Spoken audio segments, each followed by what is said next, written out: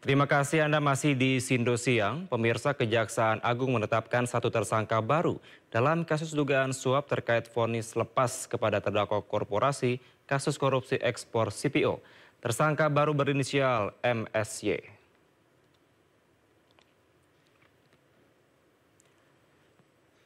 Tersangka baru MSY merupakan Social Security Legal Wilmar Group. MSY ditahan selama 20 hari ke depan dari Rutan Salemba, Jakarta. Selain menetapkan tersangka baru, Kejagung juga telah melakukan penggeledahan di 3 lokasi dan menyita 2 mobil mewah. Sebelumnya Kejagung telah menetapkan sebanyak 7 tersangka dalam skandal suap vonis lepas kasus minyak goreng. Ketujuh tersangka terdiri dari 4 hakim, 1 panitera, dan 2 pengacara. Keterangan saksi dan dokumen baik yang diperoleh pada hari ini maupun 2 hari yang lalu, penyidik menyimpulkan telah ditemukan 2 alat bukti yang cukup sehingga pada malam ini menetapkan 1 orang tersangka atas nama MSY. Ya, atas nama MSY, di mana yang bersangkutan sebagai Social Security Legal Wilmar Group. Terhadap tersangka dilakukan penahanan 20 hari ke depan terhitung mulai hari ini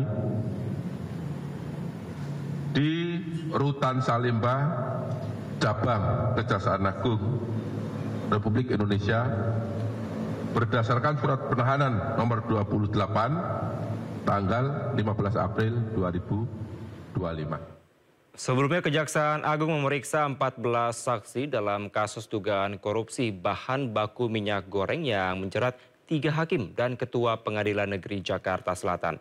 Terkait hal ini, Komisi 3 DPR RI perlu ada pembenahan terhadap hakim agar kepercayaan publik terhadap peradilan Indonesia tidak tergerus.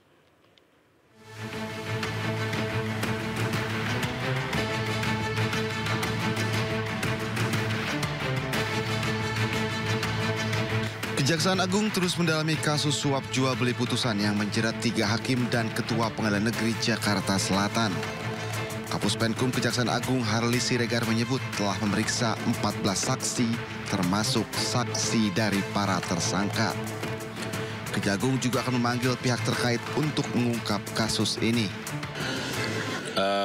Memang tentu penyidik dalam hari-hari selanjutnya akan merencanakan pemanggilan ya pihak-pihak terkait untuk membuat terang dari tindak pidana ini. Namun ini kan baru beberapa hari dan saat ini penyidik masih melakukan pendalaman penggalian keterangan dan mencocokkan dari keterangan yang satu kepada keterangan yang lain terhadap saksi maupun tersangka yang sudah ditetapkan. Itu. Bapak, tadi ada seorang tersangka keluar dari mobil tahanan kemudian masuk ke gedung Kartika, itu tersangka siapa yang diperiksa hari ini? Ya, kalau tidak salah itu AR ya. Pengacara ya Pak ya? Pengacara ya? Iya, nah jadi memang sejak kemarin mereka secara bergantian diperiksa karena kan itu tadi keterangan yang satu dengan yang lain perlu ada pencocokan dan pendalaman dari keterangan yang sudah dimiliki oleh penyidik. Sementara itu, Wakil Ketua Komisi 3 DPR RI Ahmad Sahroni mengatakan perlu ada pembenahan di lingkungan hakim. Sebab jangan sampai karena kasus korupsi sejumlah hakim, kepercayaan publik terhadap peradilan tergerus. Ini jadi masyarakat itu hilang trustnya terhadap kita.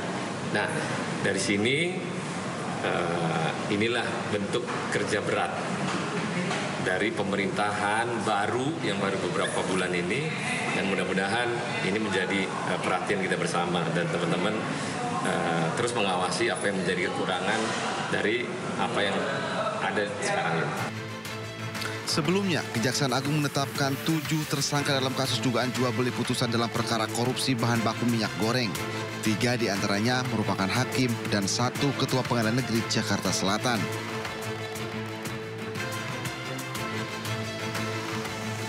Kejagung mengungkap Ketua PN Jakarta Selatan memberikan uang suap kepada 3 hakim sebanyak 22,5 miliar rupiah.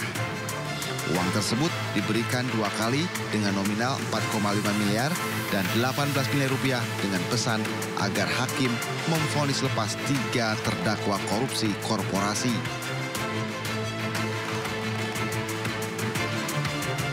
Kini 7 tersangka telah ditahan di Rutan Salemba. Tim Liputan iNews melaporkan. Pemirsa, berikut peran 8 tersangka dan duduk perkara kasus korupsi dugaan suap terkait vonis lepas kepada terdakwa korporasi kasus korupsi ekspor CPO.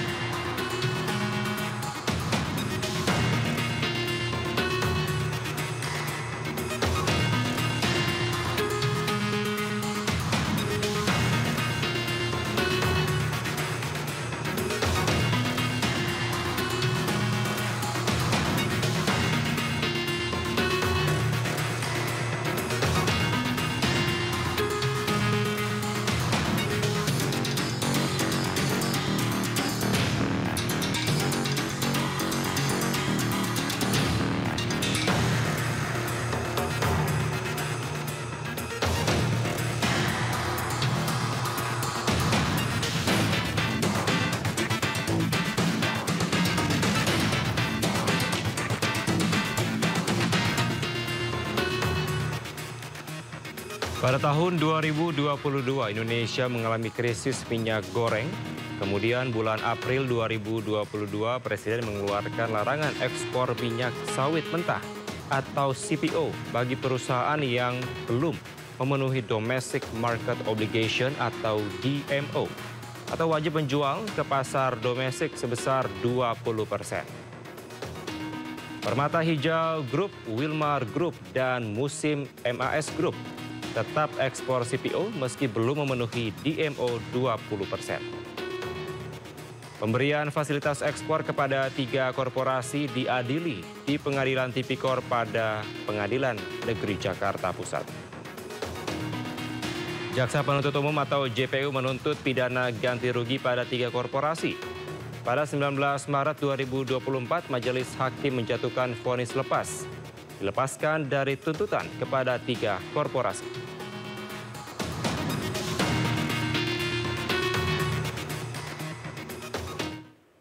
Pemirsa, dalam kasus dugaan suap terkait vonis lepas ekspor minyak sawit mentah, Kejaksaan Agung menyita beberapa mobil dan sepeda motor mewah.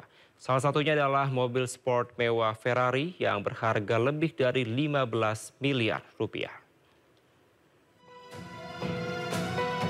Mobil dan sepeda motor mewah sitaan Kejaksaan Agung dalam kasus dugaan suap vonis lepas ekspor minyak sawit mentah masih terparkir di halaman Gedung Kartika Kejaksaan Agung, Jakarta.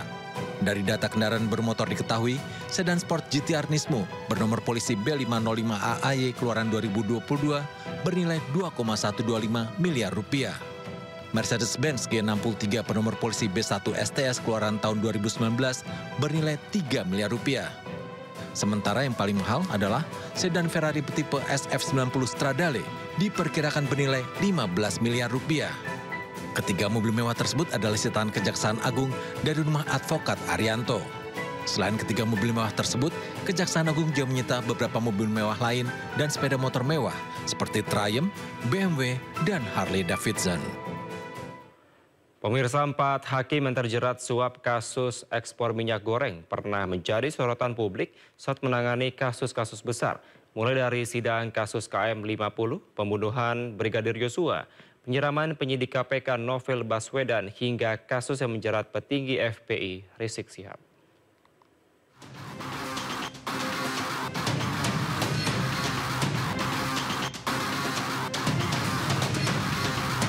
Tersangka kasus suap penanganan korupsi ekspor minyak sawit mentah Muhammad Arif Nuryanta yang kini menjabat sebagai Ketua Pengadilan Negeri Jakarta Selatan pernah menangani sejumlah kasus besar. Nama Arif sebelumnya pernah menjadi sorotan publik saat memutus vonis bebas terhadap terdakwa penembak Laskar Front Pembela Islam atau dikenal dengan peristiwa KM50. Selain itu, Arif juga pernah menjatuhkan vonis bebas terhadap selebritas Ashanti pada 2019 dalam kasus pencemaran nama baik senilai 14,3 miliar. Tersangka lainnya, Hakim Ali Muhtarom juga jadi sorotan. Ia merupakan salah satu hakim pengadilan tipikor Jakarta yang sempat menangani sejumlah perkara seperti kasus korupsi PT Asabri, kemudian kasus korupsi mantan gubernur Papua Lukas NMB, kasus korupsi BTS 4G Kemenkominfo, hingga menangani perkara korupsi impor gula.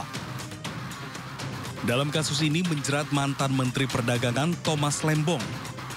Usai Ali Muhtarom jadi tersangka, posisinya dalam penanganan perkara ini digantikan hakim lain. Hakim lainnya yang jadi tersangka adalah Juyamto. Namanya mencuat setelah menangani kasus penyiraman air keras terhadap penyidik senior KPK Novel Baswedan pada 2019.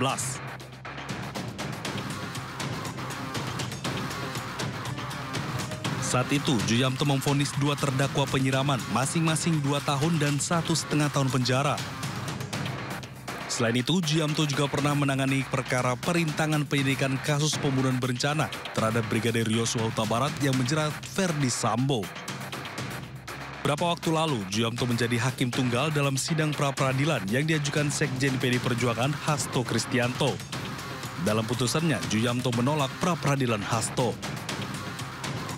Adapun Hakim Agam Syarif Baharudin pernah menangani perkara kasus korporasi termasuk di sektor kelapa sawit hingga kasus yang menyeret petinggi FPI Rizik Syihab.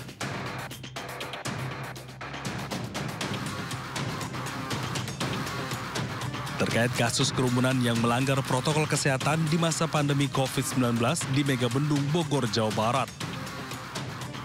Tim Liputan iNews melaporkan.